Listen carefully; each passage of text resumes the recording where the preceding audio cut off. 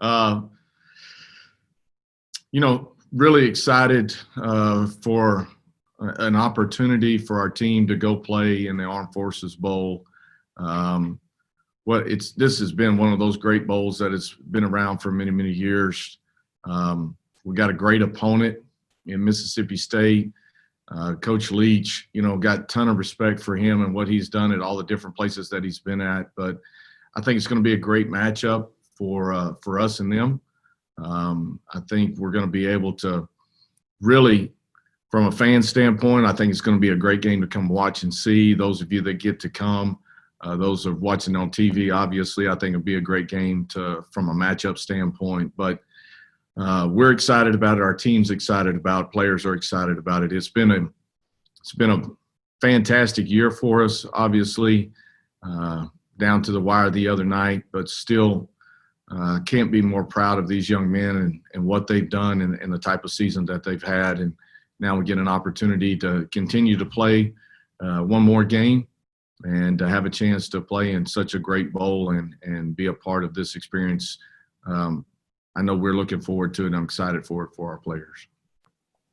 Coach, questions? At least for me, I was waiting all day on Twitter, kind of waiting. It seemed like it took forever. If you could, I don't know how much you can bring us back behind the scenes, but was there a concern that there wasn't going to be with these games getting canceled in certain bowls and certain teams opting out? Was there a genuine concern at all that is there a spot for us? Are we going to get a bowl, or were you guys pretty much, you knew you were going to be locked in somewhere, or was it kind of up in the air for a little bit? It was a long day. I didn't really go down the path to say that I didn't think we were going to get a bowl. I thought we would end up in a bowl. I just didn't. Like you said, you start seeing everything starting to fill up. Hey, this is going here, and these guys are going there, and where is that going to put us, and where are we going to land in all of it? And so, those talks started obviously pretty early Sunday, and we found out about the same time y'all did. We had a little bit of hint towards it, but nothing was finalized, and thank goodness it all kind of got worked out. And I think a really great matchup. For our guys, I know they're excited about playing Mississippi State and being able to play in Fort Worth. Obviously we've got a lot of Oklahoma and Texas guys on our team. And so I think it's going to be a great venue, and guys were thrilled yesterday when we got to break the news to them. Coach, what's the likelihood Zaven Collins plays in this bowl game? Yeah, hopefully that's going to happen. We'll see. Obviously, we'll sit down and kind of talk through all the logistical things of it and see where he is health-wise and see where he is mentally, and we'll make those decisions later.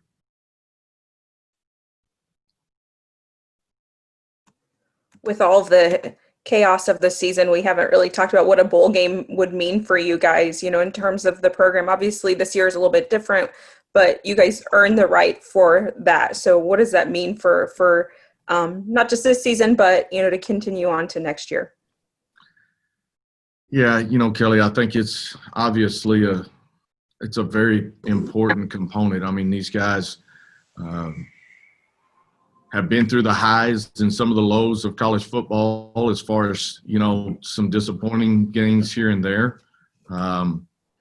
These guys have continued to work and continued to believe in each other, continue to believe in us, and to earn the right to go play in a bowl game was significant. And I think it will play significant factors not only this year but in the years to come. And again, I think some of these guys haven't had the opportunity to go play in a bowl, and so this will be their first experience. And we know it's going to be different than the normal, but just because of virus and the way the bowl structure has changed a little bit. But it's going to be a fantastic experience, and I know our guys are looking forward to it and ready to go enjoy it.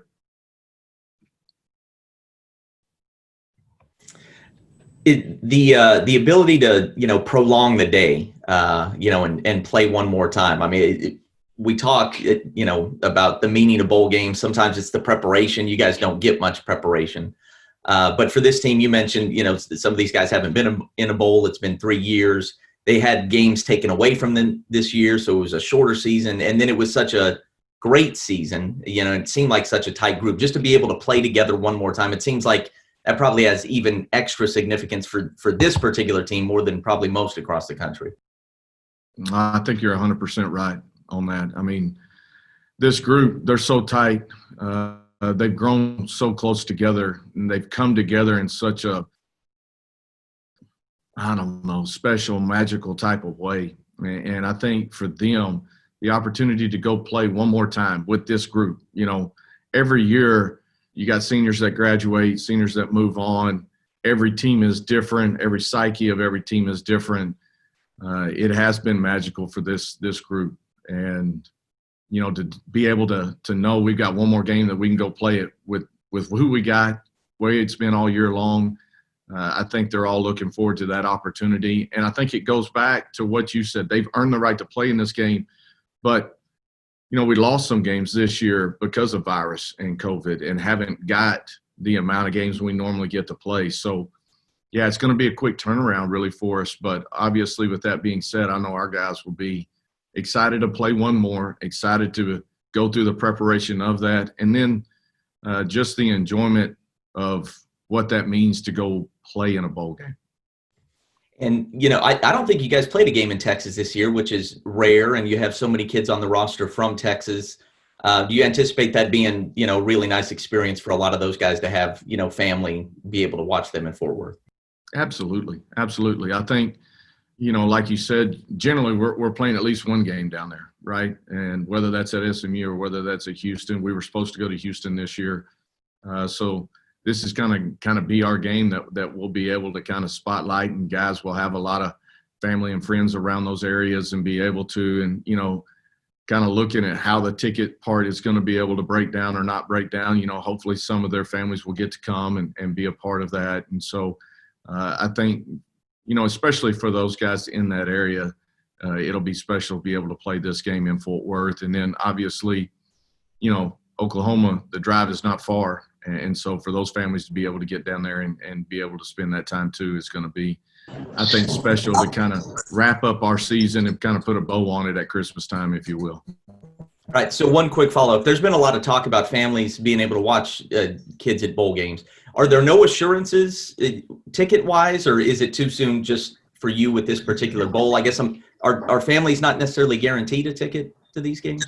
No, I think I think the player families will be able to be at the game. To what extent, how many, are you going to get to bring 30 people? I don't know if that part's going to, but I think your close family members are going to be able to be there and be a part of it and experience that game, be able to watch it in person. And so, tickets are going to be limited to some extent, but I know obviously the players and their families are going to have the opportunity to be there for sure. Philip, coaches are trying to decide what to do about sending kids home for Christmas with the virus being what it is. Are you guys doing that? Are you letting them go and then having them back before the bowl, or has that been determined yet? We're still working through the logistic part of that. I mean, obviously we've discussed both sides of that. With our bowl game being, obviously fairly close right after Christmas, you got to take the testing protocols and those procedures into effect and how that's going to lay out and how you're going to work that if you allow them to go home at Christmas. And so we're still working through that part of it. I mean, obviously we found out yesterday evening kind of where our bowl was going to be in the date. And so we've been meeting all morning, just trying to work through all the different phases of that and what's going to be the best scenario for us. And, obviously I want to make good decisions for our kids. I want to make good decisions for us across the board and, get a lot of different input as we make those. Coach, you mentioned the matchup. You guys are excited. Mike Leach, and you never know what you're going to get out of that guy. But in this weird COVID year, the fact that they're 3-7 and, teams didn't have to meet the 6 win or whatever threshold to get there. Does that matter to you guys? I mean, or do you think they're a team that's better than what their record says this year? Well, yeah, I haven't really got to study them as much as I would want to before I got on a press conference talking about them. But, I know they've had a lot of close ball games this year, and they've played their schedule has been tough. Obviously, Coach Leach coming in, not really getting spring ball and fall camp, being a little bit different and working your way through that part of it. I know they're going to be really talented. I know they got a lot of talented dudes on their schedule and on their roster. The record part of it, to me, I think you throw out the window because you know who they've been playing, the level of competition that they've been playing, and I think it's going to be a great matchup. So it'll be a game we're looking forward to. I'm sure they're looking forward to it as well. You and Coach Leach overlapped a couple years in the Big 12 when he was at Tech and you were calling plays for Baylor. How much of his offensive philosophy did you draw influence from in those years? I think, number one, I think Coach Leach does a fantastic job. I think he's one of those offensive guys that has been very creative throughout his career, has done it at different places, done it with different quarterbacks and different receivers, and been to his camps, been around him, had the opportunities to sit down and visit with him. Like I said, I think he does a fantastic job. I've got a ton of respect for what he does. As far as the way our system and their system kind of work in and out together, obviously, if you just broke down concepts, we probably got some of the same concepts as they do. But I think, we come from different backgrounds. And I think the basis of where we built things out of offensively are probably a little bit different. So I think you're going to find some things throwing the football that are probably similar. There's other facets of the game, like our running game is obviously completely different than what they do. And so I don't know that there's a lot of correlation between the two. I think you could probably pull up the film and say, hey, that's the same scheme there and that's the same scheme there. But I think you could probably do that across football. You were, down in Texas. Art changed the way high school football was played there in Stephenville and spread things out. And then, Mike, for 10 years in Lubbock, certainly opened things up in the Big 12. And now we've seen that reach all the way to the very top, where there are so many Texas high school kids that have played quarterback in the last 15, 20 years in the NFL. And NFL offenses just look like, college offenses and everything. I guess just from your perspective, having been down there, what role did Leach play in the game really changing, from especially in the state of Texas where it was turn around and give it to a running back to, it's played differently now? Well, and the crazy part, if you really go back to it and you kind of research all of it, and I don't want to take, any credit away from Mike, but, Mike worked at Kentucky, right? Well, the head coach at Kentucky was a former high school football coach in Texas. And the crazy part is Art went against him when he was at, I'm trying to think, maybe at Georgetown or somewhere like that. But, I think that concept of just spreading it out, and there's so many great high school coaches across the nation, not just in Texas, but there's great coaches here in Oklahoma and across the board. So many times when you're in those situations, you're not getting to go out and recruit and do all of that. So you're having to be a little bit more creative from the standpoint of, hey, these are the kids that I have, and I've got to be able to manipulate my system to get the most out of those guys. So I may have a quarterback that can really throw it one year, and the next year that guy may not be able to throw it, but he can really run, and I've got to be able to change and move. And how do I spread things out and create some advantages one way or another? And sometimes it's loading everything in there and doing it because you're really good up front that year and you got all these big kids. So I think just the way football is continuing to change and progress and trying to stay ahead of the curve. And, I think when Leach really got to Tech, they were really doing some versions of what Jinx and them were doing at Houston when they had Andre Ware and they were spreading it out, running all the run and shoot. And then that kind of worked its way into this kind of system. And so it just kind of builds off of each other. And I think that's one of the great things about what we get to do as coaches every day is, you're taking old ideas, you're taking new ideas, and you're putting those things together and continuing to grow and develop and see where the game can take you and see where your kids are going to allow that kind of to progress and go. And so I think he had an effect, obviously. Obviously, Coach had an effect. But I think there's a lot of guys across the nation that have been able to do that. Philip, you said you went to Mike's camps Leach's camps at one time, or I mean, how far back does this go? Well, you got to remember, Leach hired Art at Tech from Stephenville. Mm-hmm. And so when I was still coaching high school ball, I went and worked a couple of Tech camps with Mike being obviously ahead of the camp. And so got opportunities to meet him there and you know, work their camps and do some things. And then obviously, you know, that progressed, and then, you know, you end up in the Big 12 going against each other, and you know, we had some really great games in those matchups. So yeah, that's where the camp part of it comes. How'd you find his personality? You gotta love Leach, don't you? I mean, the thing, he's so entertaining, and to be able to sit down and talk ball with him, and all of a sudden you're talking about a passing concept, and then, you know, politics here, or some random something comes up, and because he can talk on so many different levels, and so he's very entertaining from that standpoint, to be able to sit down and visit and bounce ideas off of and kind of pick his brain, and so I've enjoyed that part when I had the opportunity to do that.